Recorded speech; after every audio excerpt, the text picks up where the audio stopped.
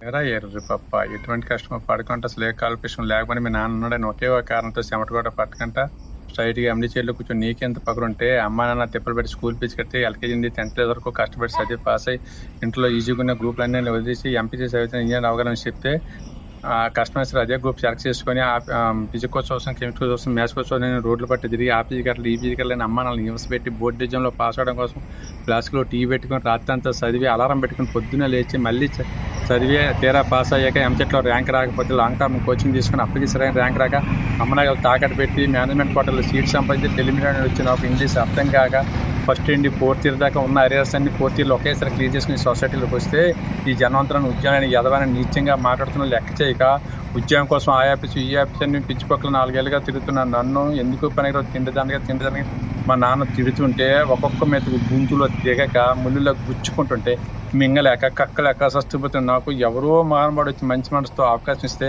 దాన్ని కూడా లాయకులను చూస్తున్నాను. ఇలాంటి బేవరని ఎదిరించి ఈ రోజు నీ ముందుకు వచ్చి మాట్లాడుతున్న ఉద్యోగాన్ని గ్రాడ్యుయేట్ ఉంటుంది. నాకెంత పక్కన ఉండాలి రా. డొప్పులతో కొట్టి లాక్కల్ని పోలీస్ స్టేషన్ లో పడేసేలా చేయకపోతే అమూల్ బేబీ ఇంతవరకు రఘువరన్ని విలన్ గానే చూసావు, హీరోగా చూడలేదు కదా.